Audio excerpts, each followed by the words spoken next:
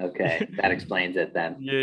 It's all political stuff, like the stuff in like Australia for Djokovic, it's all politician stuff. So they don't care guys, for I'm back. people. Okay, now it's better, I think. Yeah, I mean, we're moving to a large warehouse in San Francisco, and I try to finish it on time, but like we had a construction, I try to find a corner in a warehouse, and then there's like no corner, like insulation and stuff, so I had to like run out. Sorry about that, guys. Yeah, All right, so you asked me to share the screen. Yeah, please do that just to make sure that we're seeing that. Working? Do you guys see it? I can see the Zoom screen. Yep. Okay. So I'm just opening the. Let me put the. So you guys mentioned that I will start, I guess. Yeah, don't worry. I'll start and I'll let you know how we continue. Right. So okay, guys. So I think we're here. We're recording. The event is live, so we can get started. Hey everybody, thank you for joining our first webinar for the year. It's me, Nick Penneth, partnership manager with HelloTax and founder of Extreme Power Brands.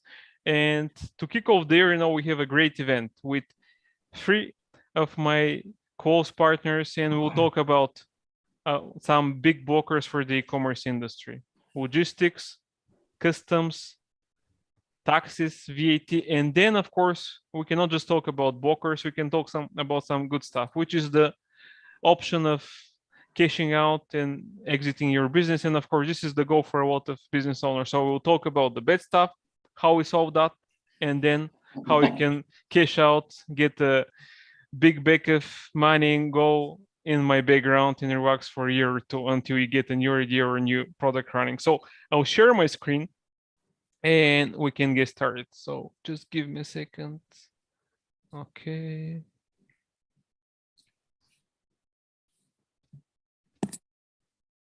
Okay, do you guys see my screen? Yeah. Okay. Okay, so like I mentioned just now, here is the title: 4 expansion blockers for 2022.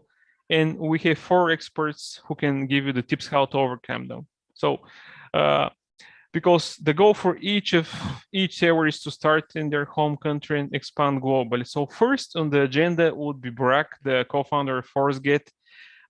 They'll tell how to navigate the freight and logistics in the e-commerce world in 2022. And as you know, this was one of the biggest pains for sellers in 2021. So you would learn how to overcome that this year. Then another close partner of mine, Rael, with Z, they'll tell about how to import in the EU and how to deal with the compliance and logistic challenges. Because first, you need to get your stuff from China or wherever your suppliers there. You need to import them in Europe.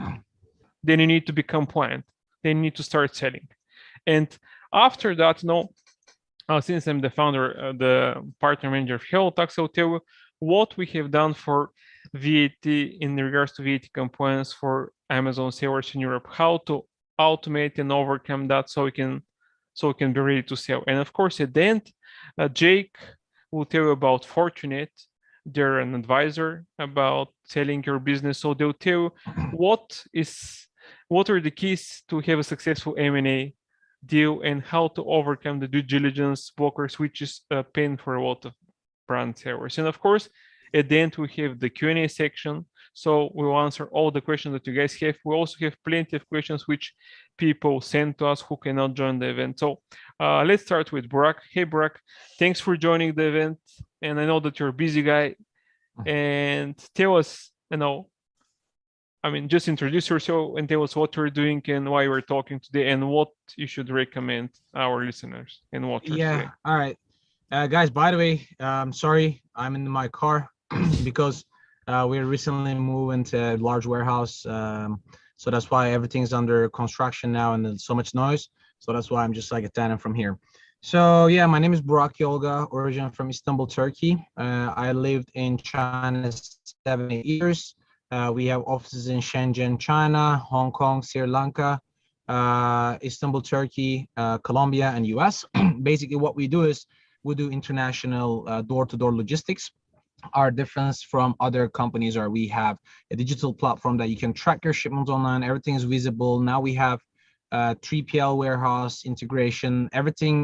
Is uh, everything is accessible in one single platform. So this is what we do.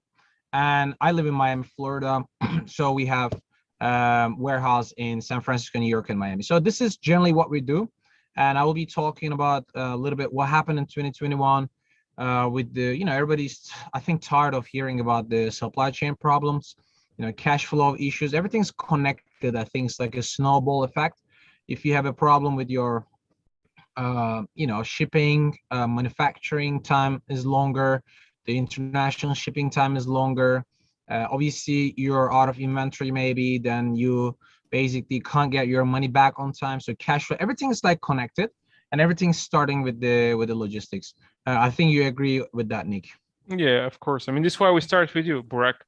Not just because you're in Florida and you have probably the best weather Absolutely. right now. I know actually Rayo, he might have a good weather, but let's just start with you. We start Okay. with B after all, alphabetical order. Absolutely. So I guess you want me to share my screen, right? Yeah, please do that. I think like with the food, first you taste with your rice. So show us, Right. tell us, much easier So to. basically, guys, I want to show you the options when we do international logistics. Um, can you see my screen? Yes. Okay, today I'm going to talk about a little bit where the industry is going, what are the biggest challenges, what are the problems, what are the solutions. As you know, we have different part of the supply chain and why the digitalization is really important on that. I think air freight, everybody's familiar with that, due to the COVID and then other variants like Delta, Omicron. It seems like Omicron is kind of the biggest. So many air shipments have canceled. So many airplanes are out of activity right now. So that's why air prices, the one was first sharply increased, and there's even difficult to find an airspace because large corporations like Apple, Samsung, they basically secure the large space of that. And then the ocean freights, bulk shipments, the big shipments, it goes with the ocean, LCL, FCL. Basically, everybody knows the prices went from $2,000 to $3,000 to up to $25,000. Middle of January, we saw that. And obviously, I'm sure everybody is complaining, what is the problem with the prices, why everything is so expensive. It's all about the increase in the supply chain issues, increasing the prices with the raw materials, all the way from purchasing product all the way to Amazon or your local stores. It's all about the freight prices increasing. A lot of companies, they deal with door-to-door deliveries. So basically, that's called DDP. And I'm sure most of you heard about it. And most of you complain that the shipments stuck in Long Beach port. I'm sure you heard about Long Beach has more than 100 cargo ships waiting to enter the docks and unloading. But once that's done, then we have a problem with the shortage of the truck, shortage of the chassis, and shortage of the drivers. So customs so far has no problem, but of course, with increasing and decreasing Amazon limits, a lot of people need to deal with 3PL warehouses. So that's where we also get involved. So we basically, as a Forescale, we offer this entire process. So I want to basically continue with what is next. The why this digitalization is important. Obviously, everybody's talking about new softwares, the new digitalization, requesting the offer online, getting the instant code, book your shipment and pay online, track your shipment online.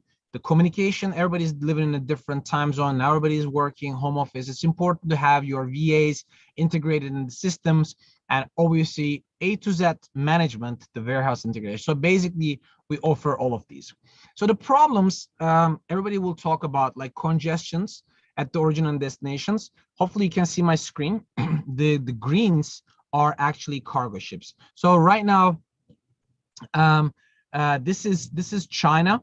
As you know, every day there's different news actually coming out, new China variations, new COVID case in different seaports, different airports in China. Ningbo ports were closed 3 months ago. Now it's Chinese New Year is coming.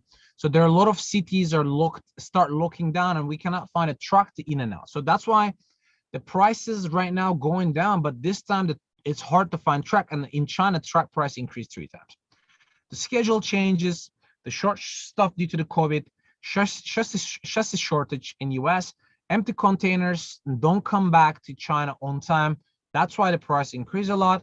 There's truck shortage and driver shortage, and average delay per shipping line around 10 to 11 days when I created this PPT, but now we see it up to 35 to 45 days in Los Angeles port. And another issue is power shortage in China because Chinese government actually wants to control the export. So other issues, I don't want to talk too much about problems. I want to talk a little bit about the solutions, but you can see that one of the important thing here is like 99% truckers don't want to deliver to Amazon directly. So a lot of people, I'm sure about, have you guys heard about, by the way, Amazon Global Logistics? Nick, have you ever heard about it? Yeah, I think so. Amazon Global Logistics, basically Amazon is starting its own, because everybody knows Amazon has its own brand, Amazon Basics, right? And a lot of people unfortunately don't like that because Amazon becoming direct competitor since they have a massive quantity. So they directly compete with the price versus third-party sellers. So Amazon start actually charter their own flight from Asia and charter on their container vessels right now. But the problem is you never know when it's going to come out, when it's going to arrive to port. You cannot track it. That's a problem. But at least they deliver to Amazon directly. But most of our customers who use Amazon Global Logistics, they say that delivery time is 9 to 120 days. So be careful when you do that. So there are a lot of regulations now trying to fix the problems with the port. Like President Biden announced the US, like Los Angeles port will be start working 24 hours, 7 days a week, but we can't find enough trucks. So that's not going to really that's not really going to solve the problem, such small issues, such small solutions, I would say. So if there's a problem, there's a solution. If there's a solution, there's a success.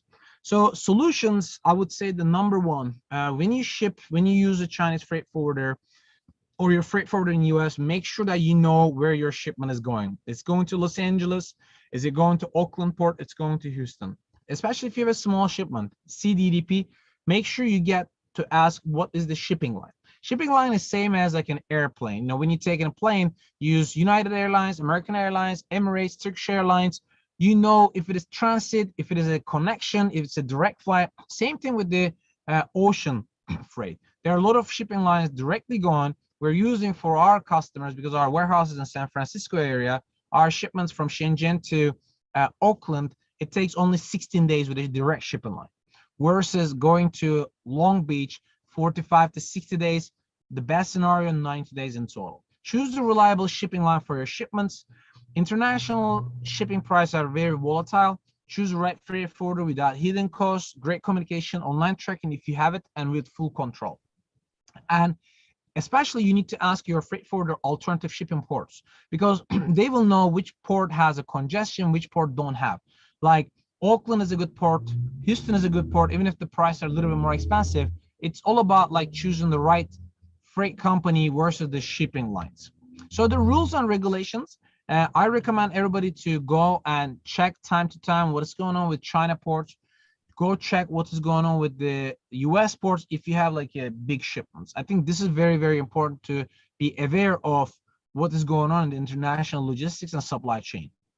The shipping times, this is, I think, very, very important. You can see this is what I'm talking about. So each shipping line from same port to different, like same port to same port, from Shenzhen to Oakland, different shipping line has a different transit time. TT means transit time. So you can see Shenzhen to New York, it could change like between 3 to 5 days, but some of the seaports can change up to 5 days, like in here. You can see it. So this is very important to understand the shipping time, the shipping process, how long it takes from the time we pick up the cargo until the custom clearance in China, load the container, transit time, unload the container, and deliver it to the destination port. A lot of people think that it is happening in 2 to 3 days, the time we pick up the container and it starts sailing, but it takes at least 7 to 10 days that shipment get on the board on the cargo ship. So this is very important. I would say the expectations and recommendations for 2022, continue backlog in the ports.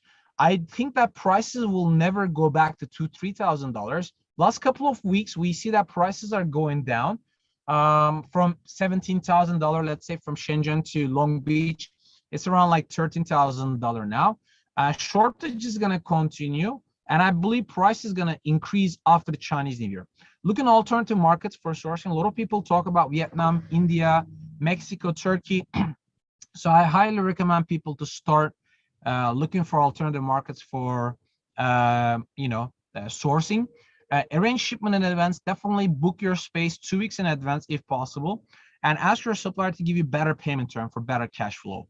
And obviously choose reliable digital freight forwarder. What I mean with digital freight forwarder, at least you can see your important days. So this is generally basically what I am gonna talk about, guys.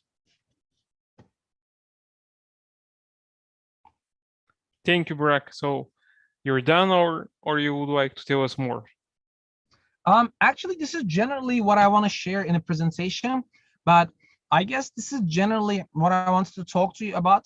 And I think the most important thing, actually, the most important thing I believe, guys, is finding the right shipping method for your business, because a lot of people, they kind of thinking that just closing their eyes and asking their freight forwarders like, okay, ship my cargo. I think that's the most important thing, because if you create your own listing, if you create your own PPC, I'm sure you look at the results, you look at what keywords you're looking, or when you're sourcing, I'm sure other experts will be talking, like, in here with international logistics. So many people don't know the process. I think that's the most important thing, to understand the shipping process, understand the supply chain, how it works, because especially in Asia now, because of the Chinese New Year, there are a lot of shortages on the packing material, raw material, the price is increasing, and more importantly, it seems like China side with the COVID variant, it's getting more and more serious, because there are especially regions like Shandong, regions like Ningbo. Ningbo is one of the largest, I think it's third or fourth biggest seaport in the world. It has like right now limitations with international shipping, truck entrance, all these things causing people a lot of trouble. So I think people should be like aware of what is going on. Talk to your supplier, talk to your freight forwarders, and understand what is it exactly the update of the market. Not because you're shipping that day or that week, but start sourcing that, start checking that 3 weeks in advance, and ask your freight forwarder what would be the situation according to our experience or other freight forwarders experience, whether the price going to increase or decrease. So because we follow the market trends every day, we're aware of what is coming next. Everybody thinks that nobody really knows what's going on, but we can kind of track if there's a new case in, let's say, Shanghai, and if the government is closing an entire neighborhood, we know that most of the cargo will start moving from Shanghai to Ningbo, which is only like 1 hour distance. It means that the prices on Ningbo is going to increase versus price in Shanghai is going to decrease, because there's not enough cargo in Shanghai and there will be a lot of cargo in Ningbo. So this is something I highly recommend people to increase their communication with their supplier and freight forwarders. Okay, thanks, Burak. So just to summarize, guys, do your planning in advance. Don't wait for the last day. If you can do it for the quarter, perfect. Now, another thing that Burak mentioned, look for a backup. China is the cheapest, the biggest, but you should have a backup, even though you might be cutting your profit margin. So you need to have a backup plan always. And I know it from experience. I used to sell 10 years across Europe, and the funny thing is, I source from the US and UK, but that's another story. I was selling a high profit product, but in case, we always had a backup plan. So we never rely on one sourcing country. Agree, yeah. So, okay, so guys, so thanks, Burak. And let's say, you're starting right now, or you have been selling in your local market, and now you would like to expand in Europe. In Europe, it's a nice tourist destination in the summer, but in regards to taxes and customs, there are some tricky things that you need to know. Of course, from a lot of companies, me personally know that once you establish yourself in Europe, it's not that competitive, so it's a long-term revenue stream for you guys. But right now, we'll tell you how to actually get started. and what are the specifics about the compliance. So thank you, Rael. It's your turn to tell us what you guys are doing. Introduce yourself and tell us more about Z. Great, thanks, Nick and Barak. That was really, really interesting. We also are somewhat involved in the world of logistics, so always good to get some insights from different partners out there and with different companies out there. I think there's even an interesting prospect for us to speak after this call to see how we could potentially work together. But just want to say hi to all the listeners. Obviously, hi to the panelists. Nick, thanks for having us this evening. I know our partnerships team worked quite hard to get this going. So just an introduction myself. My name is Rael Lowenthal. I'm the Director of Business Development at Z. Essentially, we're a compliance, importer of record, and logistics specialist for Amazon businesses. Our business scope does increase to other e-commerce businesses as well. But obviously tonight the focus is Amazon FBA, so we'll sort of keep it at that. I'm going to share my screen now. See if I can get this right. Cool. Can everybody see? Good. Okay. So the topic that I'm going to be speaking about a little bit this evening is mastering import into the EU for Amazon FBA. It's targeted specifically at non-EU sellers. So sellers that are based outside of the EU and what it takes to actually get your products imported into the EU. I think it's just important to say at this stage, our product offering does, sort of span the scope of the globe. We're pretty much in every country where Amazon has a major marketplace. But again, like I say, today's going to focus on the EU. So the first, what's on the agenda? What am I going to speak about? The first is compliance. So what is entity compliance? What is product compliance? And how does this impact an Amazon seller? The second is indirect representation or importer of record. So what is indirect representation or an importer of record, and why do you need one to import into the EU?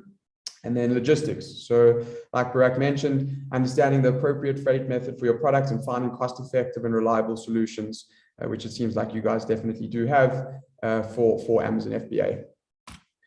Okay, so compliance. So I think the first thing to mention, and this is a question I get a lot from sellers pretty much based all over the globe. The first element or the first thing that has to be considered when wanting to sell into the EU, this actually includes the UK as well. The laws are very similar. In order to trade in the EU or the UK, you need to have a VAT registration and an EORI registration.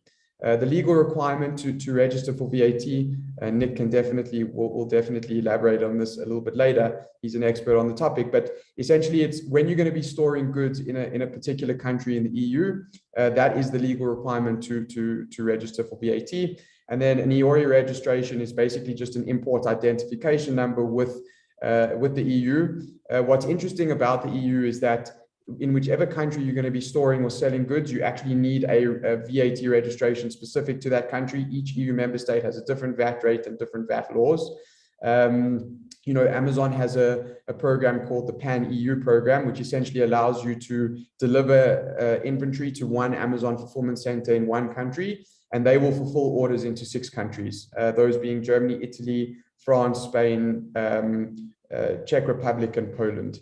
But you do need to be VAT registered in all 6 countries in order for that to take place. But I think that's what makes the EU really interesting, is that you get 6 countries with sort of one import destination. I think that's what really makes it appealing to sellers based all over the world. Okay, so the second part of getting set up to sell in the EU, and again, this applies not only in the EU but across all of the world's Amazon destination, is product compliance. The way that we see product compliance is essentially split into 2 parts. One is legal for sale, getting your products legal for sale in the destination country, and then getting your products legal for import. And that's a solution or a service that we provide to Amazon sellers. So during the onboarding process of a client of ours, we will get a list of all of the products that they're looking to sell in a particular market. We do a full assessment of their products, and then we identify whatever is required to get them legal for sale and legal for import. And then further to that, we'll actually assist the client in getting that. But the way that we see product compliance is essentially split into 4 parts. It's safety standards, document requirements, testing documents, and labeling requirements. All 4 of them pretty much interact with each other. Again, and I think this is not something that's well known, around the world, but Amazon sell 45 million different SKUs or different product types on their platforms globally. So when you're looking to sell one product into 10 destinations, each destination has its own requirements to get those products legal for sale and legal for import. And then when you have such a wide variety of products, it's actually quite intimidating. A lot of sellers, I think this is one of the scariest parts about, getting into a new destination, is really understanding that your products will be legal for sale and legal for import. And, if you're trying to build a business to exit, and Fortunate and Jake will speak a little bit about this later, but, you want to build a business that's fully compliant, number one. And through the conversations that I've had with, a couple of aggregators around the world, they actually prefer less SKUs, more destinations. More product types means more complexity for them. So I think that, and again, in order to be able to be successful in multiple destinations, product compliance is an absolute must. This is something that really we hold the client's hand and we help them get going. Great. So the next slide is indirect representation or importer of record. So in order to understand, what an importer of record is or what an indirect representation is, it's important to understand what an international transaction looks like. In a normal international transaction that's direct to consumer, and in a drop shipping scenario, you have the seller in country A and then the importer or the buyer in country B. And the goods are purchased before the goods are shipped, in which case the buyer in country B acts as their importer, in which case you don't need an importer of record.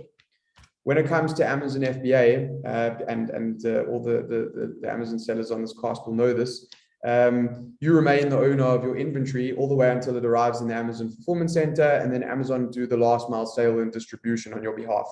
So that creates the need for an importer, because there's no cash flow or no purchase that takes place before the goods actually arrive in country. And in most countries around the world, and in the EU specifically, that's what we're talking about today, you need a local importer. So it's basically a local office that gets listed on the import documentation to take on certain customs liabilities and responsibilities on your behalf. So, and really that's one of our core service offerings. So to summarize, in an international transaction for Amazon FBA, there's no buyer in the destination country. The seller, the foreign seller, remains the owner of the inventory. That foreign seller cannot be an importer in the destination country. Amazon have specifically stated that they will not be an importer on behalf of their sellers. They will not get involved in customs compliance, in which case then you have Z. How we do this, we form part of a larger group of companies where we have a global network of about 60 offices around the world. And essentially we allow Amazon sellers or e-commerce sellers to leverage off our global infrastructure where, we take on customs responsibility and liabilities for the seller. So again, just to summarize on what indirect representation is, in a normal transaction, we act as the importer of record on behalf of the seller. We take on certain customs responsibilities and liabilities on behalf of that seller, which include, the liability for any unpaid duties and taxes. We take on the audit responsibility with the local customs office, some legal and product risk as well. We go on the documentation as a third-party importer, and I think that's really what sets us apart from other companies out there that offer a similar type of service. We don't take legal ownership of the inventory at any part of the process. And that's, when ownership transfers, that can be very administrative and difficult. We've built up an intellectual property base over the last couple of years, which allows us to facilitate these imports without ever actually taking physical ownership of the goods. Great. So the third part of the service offering, or what we're going to be talking about tonight is logistics. So often we get this question, why are we different from a freight forwarder? So, as Burak would have said in his presentation, a freight forwarder is responsible for getting the product from your supplier or from your warehouse to the Amazon or 3PL facility, wherever it's going. Freight forwarders generally don't get involved in customs compliance. And that's really where the differentiating factor is that Z takes care of the customs compliance so that the goods can successfully clear customs, and then final delivery can be made by the freight forwarder, whoever that may be. So how do we get involved in logistics? How does the logistics apply to our world? We have partnerships with courier services, the likes of FedEx, DHL, and UPS. Because of the type of volume that we do on an annual basis, we have discounted rates, and obviously then our client base will benefit from those discounted rates. We also have some in-house sea and road freight options, specifically road when it comes to UK to EU and EU to UK deliveries. And then as a third or as a second option, we've actually, we sort of understand that clients, may want to use their own freight forwarders. They have established relationships with their freight forwarders. They have better rates than we might have, in which case that's not an issue for us. We'll just work, closely with that chosen freight forwarder and really get involved in the customs clearance part. In a situation like that, we appoint our own specialist customs broker in the destination country to perform the clearance. I see Barack has a question. Hey, actually, I just want to ask something. Since you're an expert in Europe, I mean, we do custom clearance in Europe and US too, but normally your customers, let's say they're selling in Spain, where do they normally ship the cargo? Like, are they shipping to Hamburg? Are they shipping to the Netherlands? How do they do, like, normally, what is the most common way? We hear that a lot, but we are not expert in Europe. We're more specialized in US. How does normally it happen? Or if they have a shipment going to one location, let's say they sell only in Germany, or they sell in Europe, like in France and Spain, how does it work? Okay, so it depends on the setup of the seller and which countries they actually are selling in. So the most common situation we see is sellers wanting to be part of Amazon's Pan-EU program, where they get to sell across 6 different countries in Europe, in which case they can actually, so they can choose the country or Amazon facility that they want to deliver to. And when I say choose, I mean Amazon actually really chooses that. When you go book a shipment on Amazon, you guys will know this, Amazon will tell you which fulfillment center it needs to go to. Sellers who take part in the Pan-EU program can decide which country the goods go to. They obviously can't decide which particular fulfillment center it goes to. If they're trading in only one of those European countries, then they can only import into that European country. Wherever they don't have, again, the legal requirement to have a VAT registration in the country is driven by the fact that they'll be storing goods there. They aren't allowed to store goods in countries where they're not set up. So the starting point is, where do they want to sell? Where do they have a VAT registration? Once we know that, that's where we can deliver. In terms of what are the most common, or what do we see the most? Germany is Amazon's 3rd largest marketplace in the world, and obviously the biggest in Europe. So generally the majority of the traffic goes there. We have seen quite a big increase into France as well. And I'm sure Nick will touch on this later, but France have changed their VAT rules as of 1 January 2022, which has made it quite appealing to sellers. The reason being is you don't actually have to pay import VAT up front. They're allowing deferment of import VAT, which is a significant cash flow benefit to sellers. But again, you've got to look at where your products have the most demand, and that's really where it's got to go. And then, being a part of the Pan-EU program, you can have a little bit of change and versatility there. Makes sense. Cool. Okay, great. So that's how we get involved in logistics. So just a sort of summarized view of our service offering. A seller, let's say they're based in the United States, they want to now get into the EU. They come to us, and what can we provide to them? First, an assessment of their products, making sure we can get them legal for sale and legal for import in that destination country. The second is to act as their importer of record. The third is to provide them with a logistics offering, or to work with their chosen freight forwarder, whichever suits them better. And then the fourth, which is something I haven't touched on earlier, is VAT reclaim. Now, when trading in Europe, like we said, you have to have an import, you have to have a VAT registration, you have to pay import VAT when your goods arrive in country, but you're actually entitled to reclaim that import VAT back.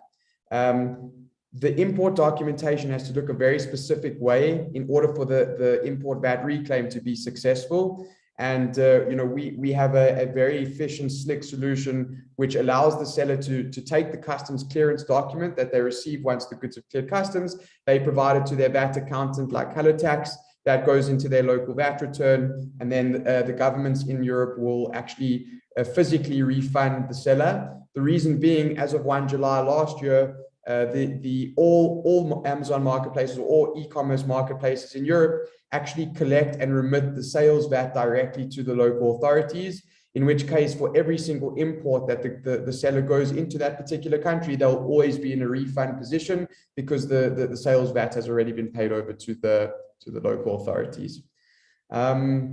Yeah, that's pretty much a summary from my side. That's really what we do, and I hope I gave a little bit of insight. It does sometimes get a little bit more technical than what I've spoken about, but I hope that's given a sort of a nice overview of what it actually takes to get your products into Europe and how to sell them there. Yeah, I think the summary is that if you need to get into Europe, first give a call to Burak and then to Rayo.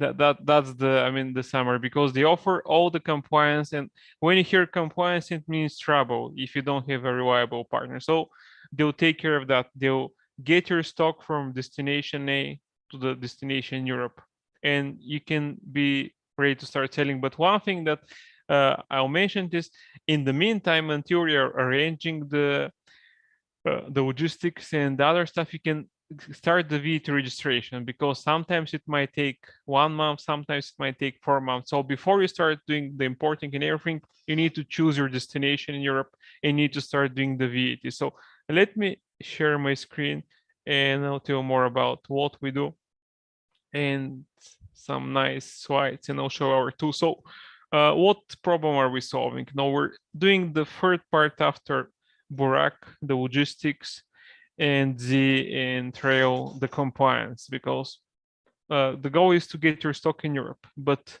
before you do that, you need to have a VAT number in one location. Let's say if you're going to store in Germany, or multiple ones, but we always recommend start with one. So we're solving the VAT compliance for online sellers in Europe. The founders of HelloTax used to be Amazon sellers. They had issue with their compliance. They were chatting in a Facebook group 7 or 6 years ago, and they decided to build the software. Myself, I used to be client of HelloTax. I used to do the VAT compliance for several markets in Europe, so I know from experience why this is a good solution. It's built by e-commerce sellers and tailored to be used by e-commerce sellers. So why are we talking about Europe? For a few reasons. We have 400 plus million people who are potential clients, 27 new countries that you can sell to. If you're selling in your home location, it doesn't matter if it's like US, Canada, whatever, you're gonna sell to a whole continent. So you can transform your brand from a small one to a very big one. If your competitors are not doing that, you can expand and you can take them over. So that would be goal number one always, just to do better than them. And of course, whenever you're selling to a large big market like Europe, you can cut the cost of your supplies. You can buy much more and it would cost you less. It will pay less. So what do you need to know in Europe when you're importing? You need to know what's your VAT liability, how much it was in the past and in the present, because if you say I don't remember, this is not an excuse. You get penalized. So you need to know that. You need to register for VAT in one or more countries and file the reports depending on their calendar regulations. You need to have an exact view of the goods movements in order to comply with the local legislation. And the last part is you need to have a complete visibility of all your channels. We're talking about Amazon, but you might having like a Shopify store, like a private label website. So you need to know exactly how much you're selling for each month. And like Rayo mentioned earlier, Europe, it's a big continent, plenty of countries. The VAT is around 20, but around 20 is not a good answer for tax authorities. You need to know exactly how much is how much VAT you need to pay in each market. And this is something that we do for our software. Another thing is where should I start in Europe? There is plenty of markets, but from our experience, Poland is one of the easiest to register, and Germany as well, and Spain is one of the hardest because they require original documents, and it's very hard. It just takes a lot of time. So we don't recommend starting with Spain. Reasons to register for VAT. The first reason is, if you have storage in any country in Europe, you need to register VAT for VAT in advance. The other option, before we used to have the so-called distance selling threshold limit. This is not valid anymore after July 1st. We have the so-called one-stop shop. So you have the option to opt in for that once you reach 10,000 euro. And by doing that, you would have only one VAT registration in one market in Europe. If your company is based in Europe, it would be your home country. If you're a non-EU company, you can choose a destination in Europe and you can have it as your home destination. You register for the VAT there, you register for the one-stop shop, and you're allowed to make B2C sales to all the markets around Europe. So in a way, it's much easier for a company to start selling in Europe right now. Storing goods, it's still the same, nothing has changed. So if you store goods in a market, you need to do the VAT registration before you ship a single product. Otherwise, they might penalize you. So what are the main blockers? We just talked about logistics, customs, compliance. Another main one is language barrier, because if you're going to sell in the States, English, okay, everybody knows English. But in Europe, we have Spanish, Deutsch, French, Dutch, Polish, Czech, Bulgarian, Turkish, whatever. So you cannot know all of them. And if you use Google Translate, you'll get in trouble. Amazon did that for Sweden, and they turned into a laughing stock. So you need to have a reliable partner for that. We have that, and that's very important. I know it from experience. I used to sell in 20 markets in Europe, and sometimes we even use an agencies, and the translations were terrible. So make sure that you have good translations, because that's important as well to sell your products. And what is our solution? We always recommend to start with Germany. And actually, by the way, from what we know, Amazon Germany is the second biggest market. I had a call with a partner. He told me Japan is the second. I might be mistaken, but if not second, they're in the top 3. So if you want to start selling in Europe, let's say from the States, Germany is your destination number 1. So why Germany? First, is the biggest market in Europe. Second, English speakers, they don't need to do any translations, which is a big benefit. The other part is central location across Europe. You can do the VAT there, and you can use that as your base to expand across Europe. If you want to, you don't need to opt in for the pan-EU right away. Of course, Amazon would like to do that so you can pay more fees, which is normal. But in a way, you can always start with Germany. You can use the one-stop shop, as an option to deliver to the rest of Europe. And you can test the market like that instead of doing multiple VAT registration. And after you establish which markets are doing good for you, where you're selling, now you can do the local storage of your goods, and you can do the VAT registration in other markets. But the quickest turnkey solution for Germany is like VAT registration there and one-stop shop. But if you're using Amazon FBA, you don't need to do the one-stop shop as well. So because Amazon is a DIM supporter, so they'll be collecting the VAT on your behalf. But that's another discussion. We're not going to go into details. And of course, we do that ourselves. We do the VAT monthly filing and also the OS quarterly filing. So let me show you what exactly we have as a tool, because this is just how it works. But I'll show our tool. So we do the digital VAT returns. We do the data processing and verification. We have full control of the payment, and we monitor if the VAT compliance is done correctly. So let me show you our tool just to get a better idea of what we're doing. Okay, guys, so or just to summarize a little bit now, at the beginning of the year, I had call with aggregators, with big partners, and because of that, we decided to build a special solution for them. And the solution is how to manage multiple clients, multiple accounts under one dashboard. And to do that, we built a so-called multi-user dashboard, which allow us to, let me just share my screen, just show you how exactly it looks like. So, Okay. Okay, so let's say your company dealing with multiple Amazon sellers. So instead of doing all the paperwork and everything, we have built a tool where you can simply add your clients here. You have a new seller, we add them here like Burak here, for example, email, save, and that's it. So this is the first part. You can manage all your clients, all the people or your partners who are doing VAT in Europe. So this is the first part. And when you click here, login is the client, you go to another portal where you can see how the software looks like from the inside. So let's say you're an Amazon seller. We start the VAT free for Germany, as I recommended, or another market, doesn't matter. We get the VAT. So once we get the VAT, you come to our dashboard, you log in with your email password, you go to the integration section, you put your seller ID, authorization token, save, and that's it. We get the data from the Amazon API, and you don't need to do anything in regards to providing the data, unless, of course, you have another channel like a private label website. In this case, you would need to upload them manually, but let's say Amazon. We fetch the data, and you can see all the data here, like gross turnover, net turnover, total VAT.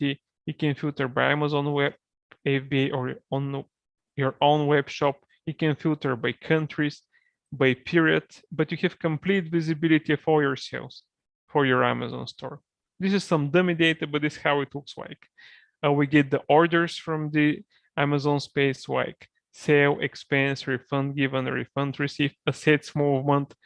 And of course, you can filter by channels, by VAT country, from which to which location you're moving goods, because you need to report the assets, the movement of goods across the European Union. And of course, once this is done, we file the report on your behalf and we publish the VAT return. So what you do, you come here to the VAT return page, you open that, you download it, and you pay that to the tax authority. I have several fintech partners, so as the next stage, we're going to do like a button here so we can pay for our partners, because we're not allowed to do payments on their behalf, unless of course in some markets for non-EU clients. So this is now how the tool looks like.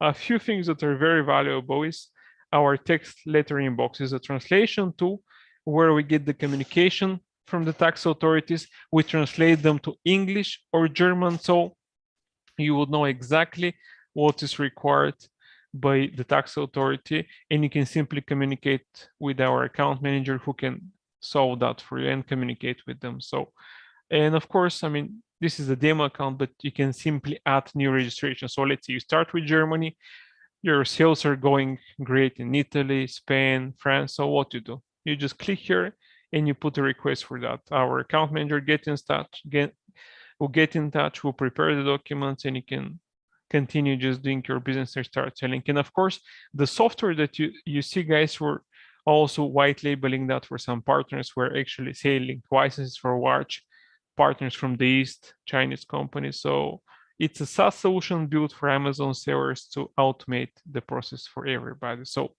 it looks simple, but it really is, this is why you're paying us for that. So just to summarize, the VAT is important because if you're not doing it properly, you can get penalized. And if you get penalized, I mean, you have to pay for mistakes that nobody wants to do. So I think we talked too much about blockers, pains, and whatever. So I think, let's say, we've done the journey. You have been importing your stuff with Burak from China. Rayo and Z have been helping out to expand in Europe, and eventually, one day you're watching one of my webinars and you see, okay, and you're looking at Jake Barnett from Fortinet. Okay, these guys are advisors, and they're talking about that I can sell my brand and just do like a mid-age retirement. But of course, it looks great, but you need to know how to prepare for that. So I'll have Jake introduce himself and tell what exactly they're doing and how you can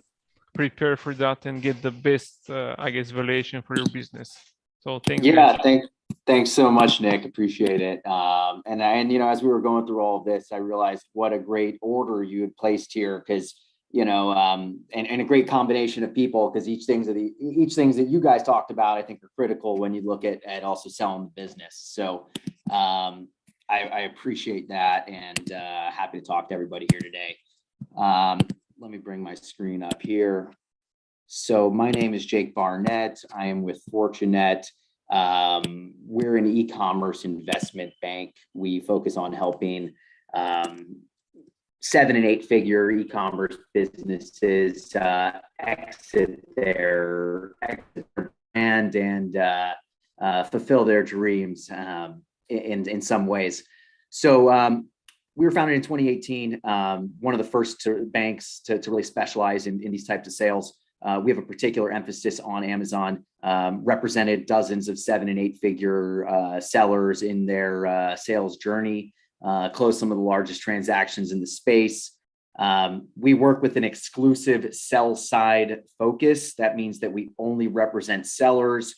We don't represent buyers. We really have a clear, singular goal, which is how do you get the best deal when you're exiting your business? This is a once in a lifetime opportunity, at least for that particular business. You can only sell it once.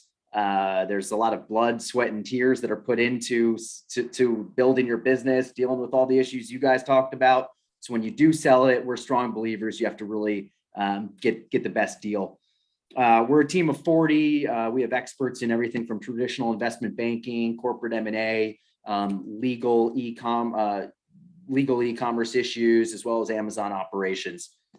We have several sellers on our staff as well. So we really have all the expertise to bring a seller from the strategy phase, I'm thinking about an exit, all the way through negotiations, due diligence, which I'm talking about today, and closing, and then beyond, thinking about how do you structure your business, your next business for a potential sale.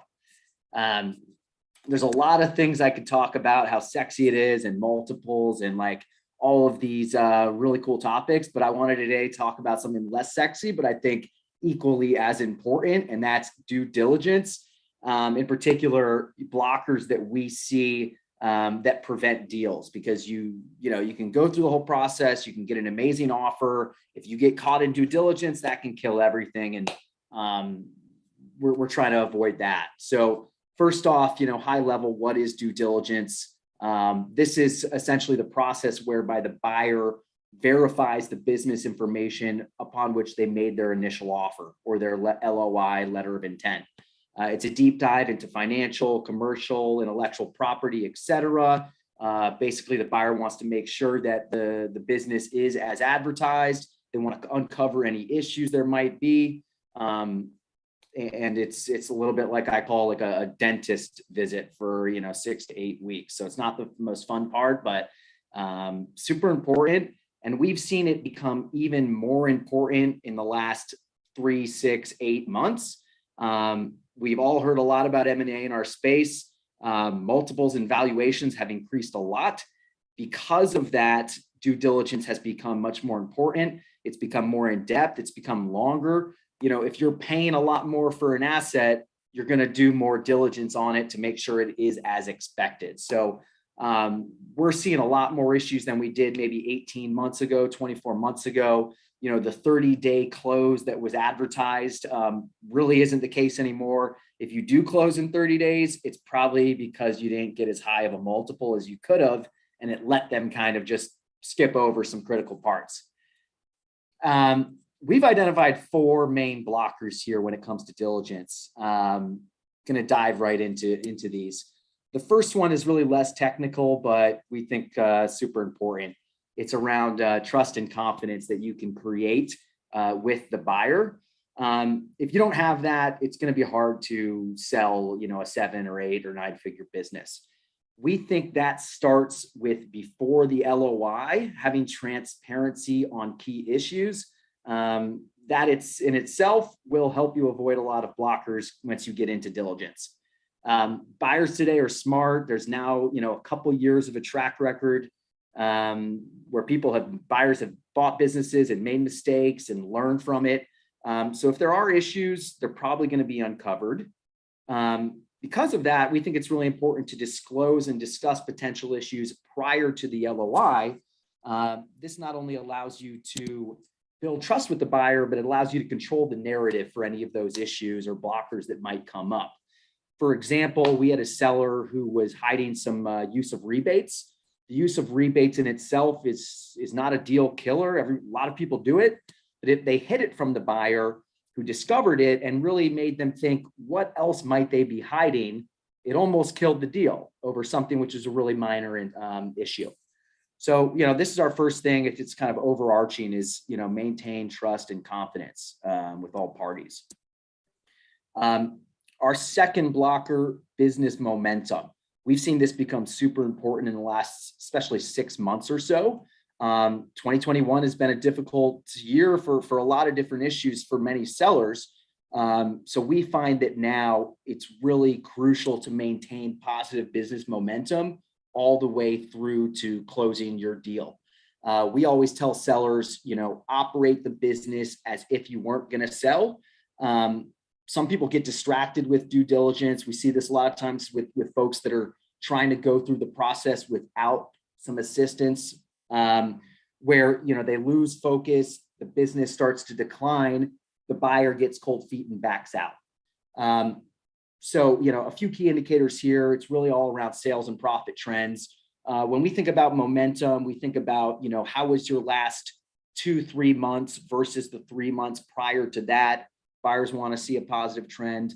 The same goes with year-over-year trends. So how was 2021 versus 2020? How was December 2021 and Q4 2021 versus those same periods in 2020? And then, of course, adjusting for seasonality. The key here is positive momentum. So you want to see the lines in the charts going up. Something here which I think ties into some of our previous speakers is inventory.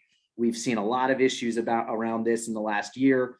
You need to make sure you have enough inventory currently and in your pipeline, because buyers are going to uncover in diligence, if you're forecasted to go out of stock, and they're not going to continue on with the deal if they're going to go out of stock 2 weeks after they purchase a business.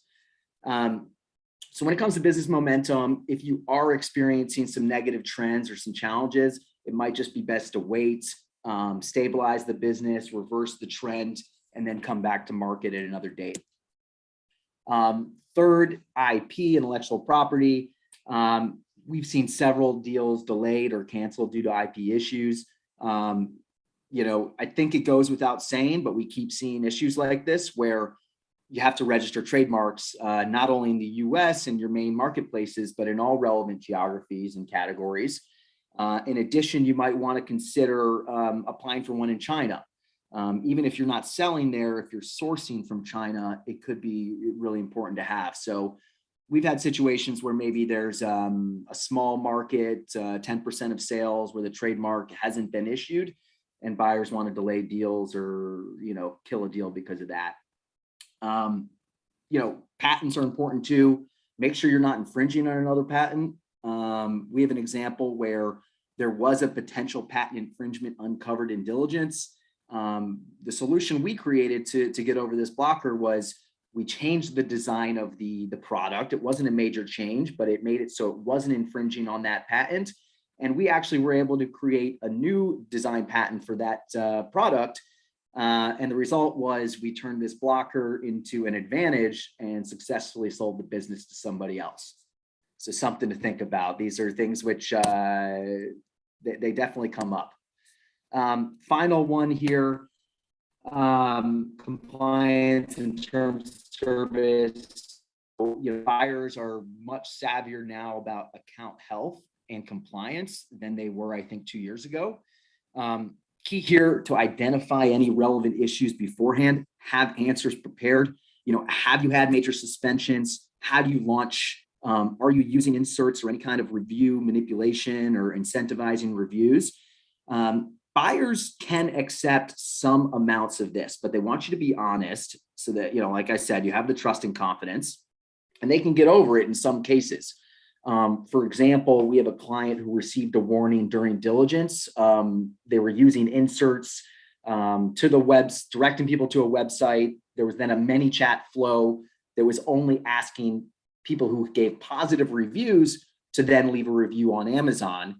That's not legal, of course, but we got this warning during diligence. The buyer was getting cold feet. We created a solution where we cut off the ManyChat flow. We resolved the issue with Amazon, and then the buyer proceeded. So again, like trust, transparency is important. We also think in general with, review manipulation, it's probably not worth it. Another one we talked about earlier, tariffs. If you are underpaying tariffs, the buyer is going to find out about it. They're going to probably renegotiate with you because of that. So you should really be transparent with that up front. It could negatively affect you as you get in diligence. And the same goes with compliance documents, have to have all that stuff in order. So those are the 4 that we primarily identified. There's lots of landmines that come up in diligence. You can't close a deal without successful diligence. So this is something that we think is super important. We help clients with it. We're happy to help if anybody's thinking about selling their business. Always happy to discuss strategy or state of the market. And really fun being here. Thanks for having me, Nick, and really fun conversation. Okay, guys. So I think, thanks, Jake. Thanks, everybody. So I think we're ready with the presentation. So now we have some questions. So let's go ahead and answer the questions. So let's start with a girl called Bernadette. What are the biggest obstacles a seller faces when going overseas? I think that probably Burak and Rayo, you can guys answer that. Overseas, like expanding to a different market, I guess. I guess the question is, what are the biggest obstacles a seller faces when going overseas? So that's the question. Start, Rayo? Yeah, I can go there. Look, it sometimes is dependent on the country that the buyer or that the seller is going to.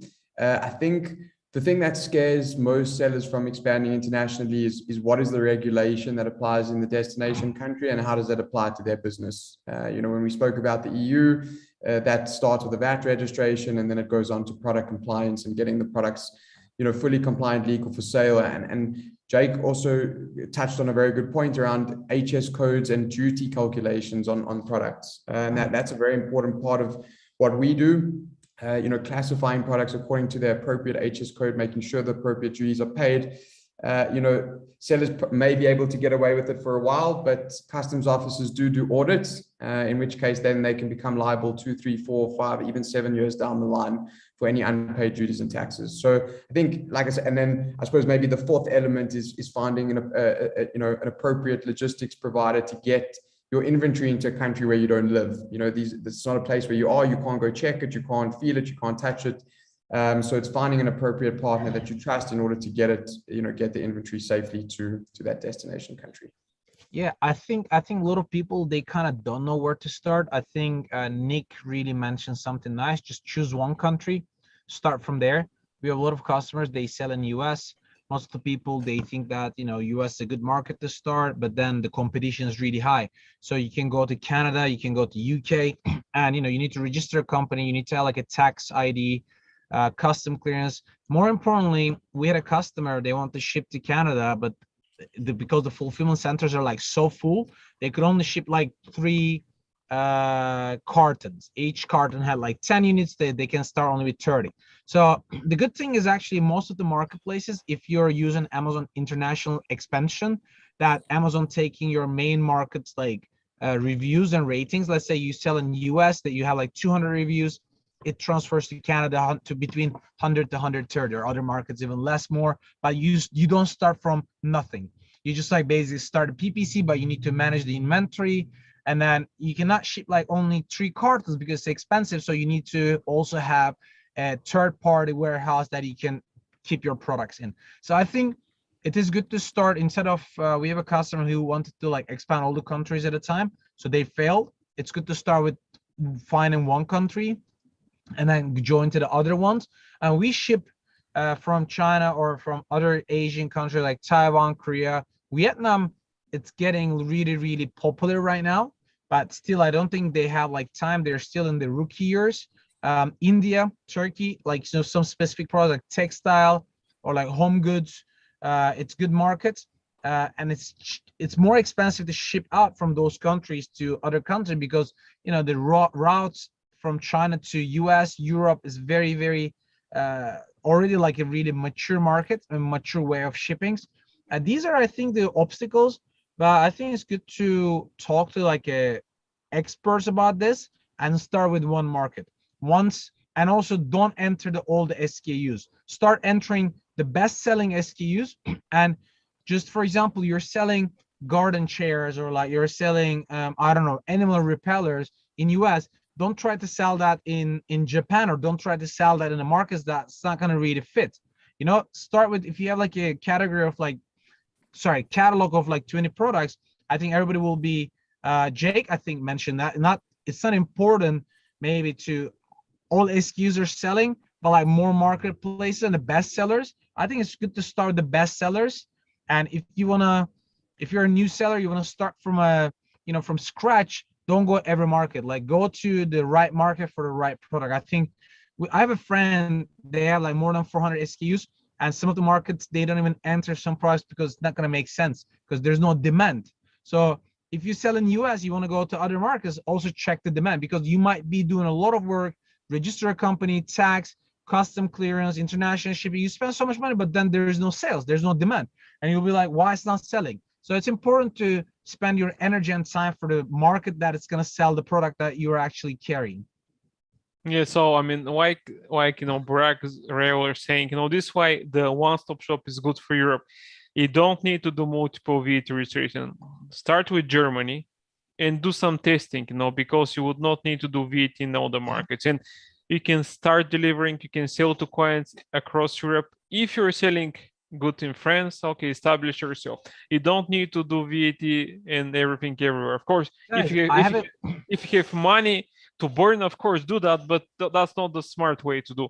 Do ABC testing and just see what works, what doesn't work. So Nick and Raul, do you guys see that those people, if they sell in US, they need to have like a packing in each local market, like German, French, Spanish packing? Like, how do people do the packing? I think Raul can answer that, because we don't do with the product compliance. Most of our clients, what's really interesting, that the manufacturers globally, obviously mainly in China, have become pretty smart. So they'll package and label ready for FBA, but it's not specific for China. We have clients with suppliers in Pakistan, in India, China, pretty much across all of the East. It does get a little bit more complicated when you're sending sort of much larger shipments. So if it's full container loads, you can't prep and pack for FBA, because if you book your shipment, I don't know, let's say when the shipment's about to depart and it's 90 days before the shipment gets there, then it's got to be stored temporarily before Amazon actually allows you to get it in. So there's not going to be labels to actually put on the boxes to go there, or on the pallets. So in that case, then they're looking for 3PL facilities, in the destination country that can pick, pack, prep and send. But to simply answer your question, most of the manufacturers are prepping directly for. No, but like they need like a local language packaging or insert like user manuals. Are they required, or people can sell the US product? Or Jake, does it matter when you, like, let's say you purchase a company that their packaging is not matching for the local language or something?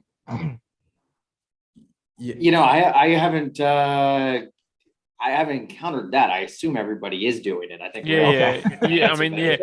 It's actually a very important aspect of like that. That was one of the first things I spoke about product compliance and being legal for sale and legal for import. And one of the biggest issues about going internationally is getting your product labels translated. So a lot of the time when I'm speaking to US sellers, as an example, and for a destination that they're looking to enter first, we generally look to the UK, Canada, or Australia, because it's an English-speaking country. So that makes the first, that initial first country a little bit easier. And then once they're kind of going there, then it's like, okay, Germany, France, and then there's companies out there that do the translations. Because we hear a lot. Hey, I have a inventory in US. It's not selling well. Can I start selling to Canada, UK? Can you ship it? We're like, yeah, we can ship it, but did you check the local compliance, and they're like, what do you mean? So Yeah. it's like, people should be careful about that. Yeah, it needs to be in the local language. Now, I was selling supplements in 20 markets in Europe. You need to have like a specific, all the ingredients, everything in their local markets. Now they have some requirements. So Yeah. if you're not doing that, okay, these guys are not serious. Why should they buy that? I don't understand Yeah, what or they're they talking buy about. toys for their kids. Like, it's not like the warning is not in their local language. I Yeah, think it's yeah, not going to be good, and you can have like a very high return rate. yeah, and people keep on reading a lot right now. Before they don't look at the ingredients or anything, the product specification. Right now they're reading. If there is nothing in the local language, they're not buying that. Okay, these guys don't make the effort to do that. No, why should they buy them? As simple as that. So Sure. okay, And I guys. guess a lot of people just put like a sticker on it, right? You don't necessarily need a whole new box. Yeah, it's always a sticker. Otherwise, I mean, it would be a whole mess. Because if they don't sell, you know what you're gonna do. It's repackaged, so it doesn't make sense. So they just, but still, I mean, you have the information in their local language. So okay, guys, we have few other questions. So this guy is from Noman. Who are these target clients? Is there a certain size that the seller has to be in order to use you guys? That's for you, Rayo. So I love that question. So the answer is there isn't. Our client base ranges all the way from one single operator, running a side hustle, sending a couple of boxes a month into a new destination, all the way up to Amazon aggregators, with 20, 30, 40 brands under their umbrella. So the answer is no, there's no specific size for the seller. It's just a matter of whether that seller has a profitable product that they're now looking to get, efficiently and effectively into a new market. Okay, thanks, Rayo. Another question. This one is I think it's for Burak from Ben, actually. I'm not sure, probably if you're Nostradamus, you can answer this question, but let's go ahead. When will my crystal ball? Yeah, exactly. When will the effects of the pandemic on international logistics end? Okay, so that's a lot of experts, they talk about middle of 2023, but with this Omicron variant, when there is a Delta variant in China, it didn't really affect too much. But China takes it very serious. I think one of the countries hasn't been open to visitors except its own citizens.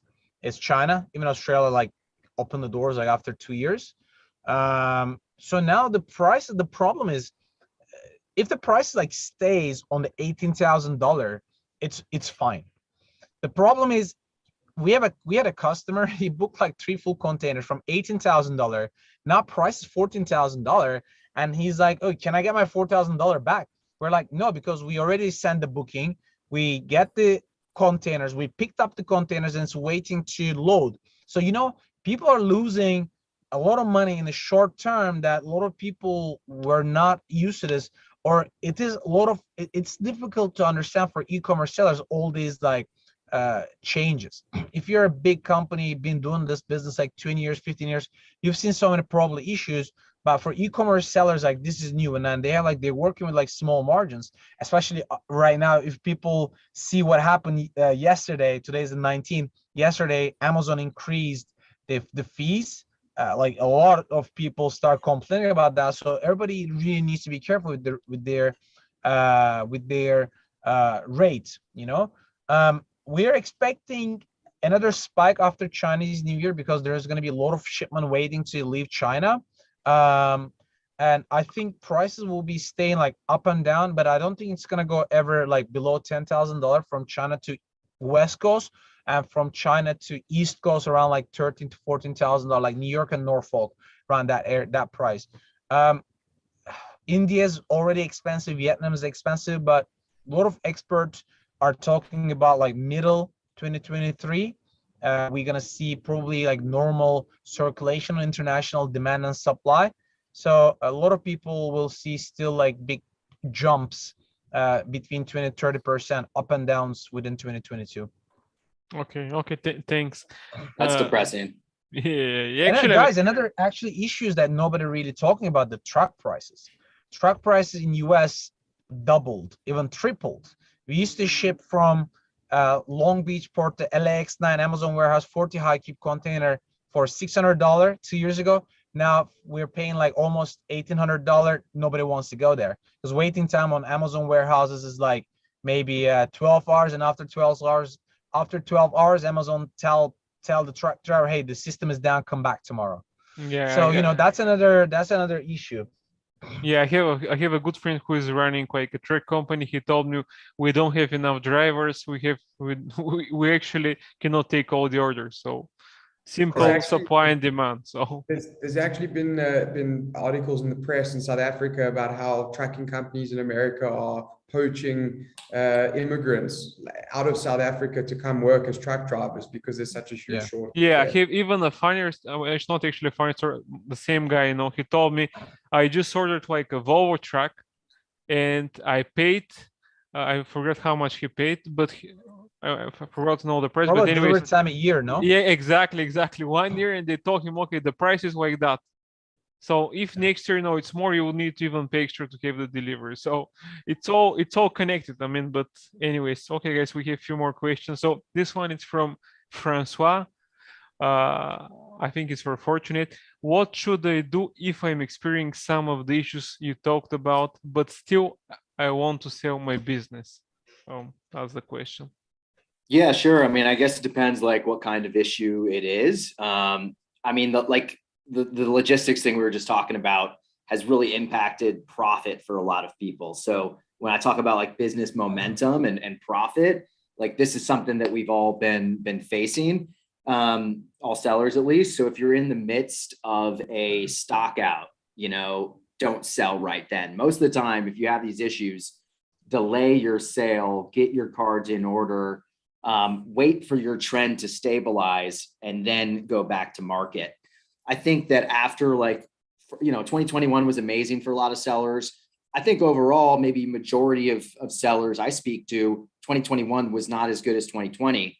Trend is so important. So, hopefully 2022, things will normalize, and by comparison, it'll be a positive trend. So sometimes like just waiting it out, trying to solve the problem, being patient is really the best solution if you're encountering these issues. We're kind of seeing this like bifurcation of the market where the businesses that are kind of perfect, growing, and just the real standouts are going for incredibly high multiples.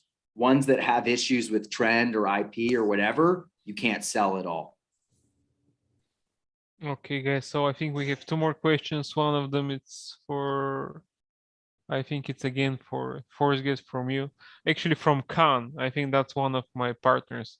How the digitalization of the shipping process can scale your business? Okay, so I think you talked about that. So how can they scale their business using what you guys are offering?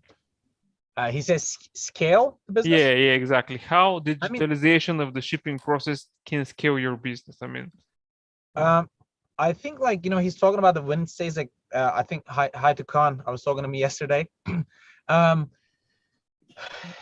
I assume he's asking from the seller side. I think it's important, to understand. I think Jake, when he was mentioning that, you want to sell your product, you want to sell your business, but you're out of stock in 1 year, 3 to 4 months. Nobody will be probably interested in a business that is not stable, right? Because Jake, I don't think you can, if your potential seller is out of stock for 3 months during the year, you cannot understand their full potential because it's not sustainable, right?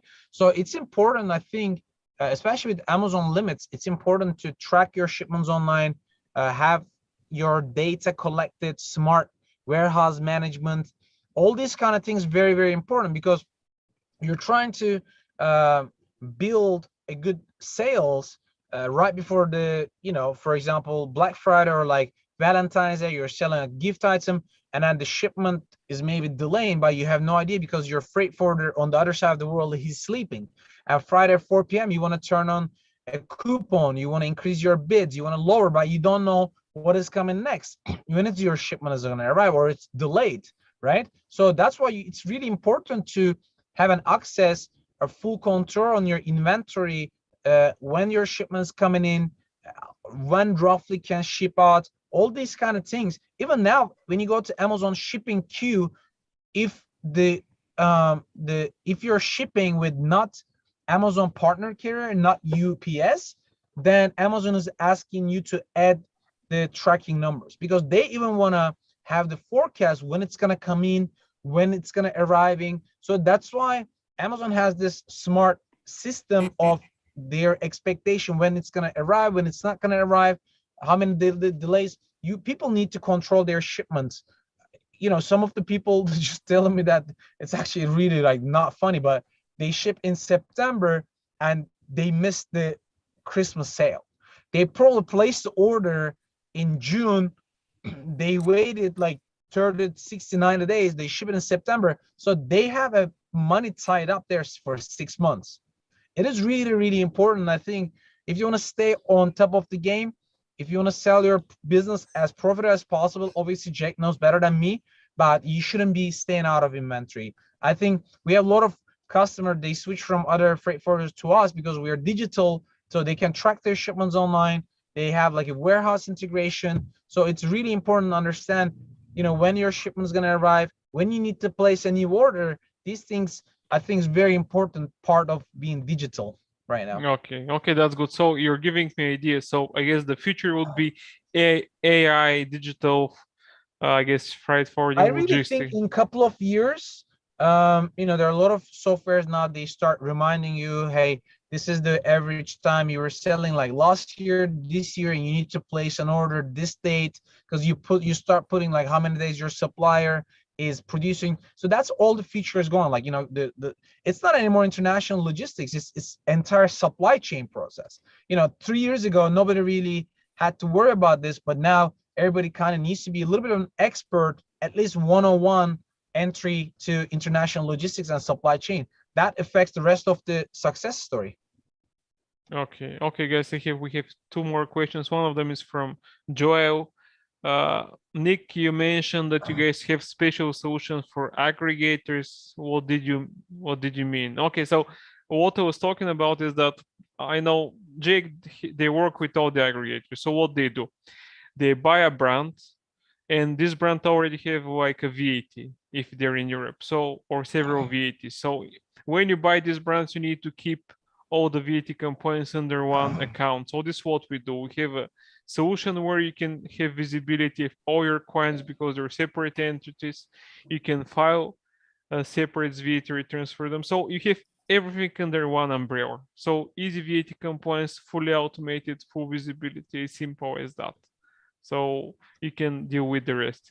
Okay, I think we have one more question and we're done. This is the. I just add to that, Nick, that I see Yeah. now a lot of also like multi-brand sellers that aren't necessarily aggregators. They're kind of like homegrown aggregators.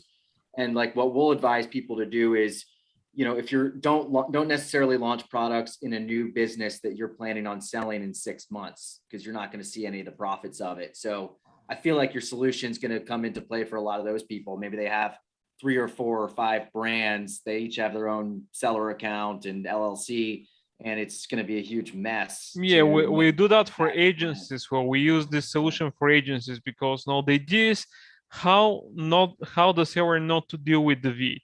So aggregators, obviously they buy the brands, but like consultants, they do that on their behalf. But the other thing is, obviously nobody wants to deal with taxes. So if somebody is solving the issue for it, it's better. So the last question we have is from Pavel. How long does the due diligence typically take for e-commerce businesses? So that's for you, Jake. Yeah, sure. So it used to be like, 30 days. I used to be with an aggregator, actually. That's how I got into the space. But it used to be 30 days when I was buying deals in 2019. We would do it in like a couple of weeks. Now we see much more often 45, 60 days. People are getting really in depth to all the issues we're talking about and many more. So, when you're thinking about planning, I would say, at least 45 to 60 for diligence alone. Okay, that's good. And actually, we have one question. This is from Eugene. I think that's for Z. Are you guys working only with Amazon sellers, or you work with Shopify and other type of brands? So our focus is around Amazon FBA, but we do work with other large US and Canadian brands that sell via Shopify that kind of want to stay out of Amazon's network because they have their own following. So simple answer is yes, we'll look at anything and assess it on a case by case basis. Okay, so just summarize now. If you're expanding, I mean, Z are your guys for the compliance. Burak is your man for logistics. Jake is the guy with for the nice vacation after the payout, and we're doing the VAT in Europe. And if you guys, if you liked our webinars, we're gonna do more this year with other great partners. So subscribe to our YouTube channel, follow us on LinkedIn, and we'll do much more. And of course, I'll send you an email to everybody. You can watch the recording and you can get in touch with Jake, Rael, and Burak, and they can do consultation, discuss your case in more depth. So thank you guys. It's late. We need to go to bed here, me and Rael, or actually it's summer with Rael, so he might be going to have some party. me, I guess I'll just kick back. Jake, I mean, I'm not sure. Jake is always on the go, so I'm not sure if he's in Europe or in the States. So, Yeah, I'm in Tel Aviv now. You're on okay. the beach. Nix, it looks like you're on the beach. Yeah, that's my favorite beach from the summer, but this is just the background. Now, right now it was -10 today. -10. Oh man, I don't want to come to Bulgaria in winter time. Yeah, before the webinar, I went skiing and sledding with the kids. I saw 2 foxes and 1 deer. I need to Google, if that's like a good omen. Cool. I think so. I wanted to end off by saying that the Z team will be in White Label in London in the first week of March and also at Prosper. So if any of you guys are going to be there, it'd be lovely to connect in person. And to any of the listeners that are going to be there as well, come say hi. Yeah, I think Jake and Burak probably, yes. Yeah, we will be also in Prosper. And then hope to meet all of you guys, I think. And also, Nick, thank you for putting a lot of work on bringing all these people together, and then I appreciate it, man. Yeah, Absolutely. thanks everybody. Yes, All right, thanks. take guys. care. Take care, guys. Bye bye. Yeah.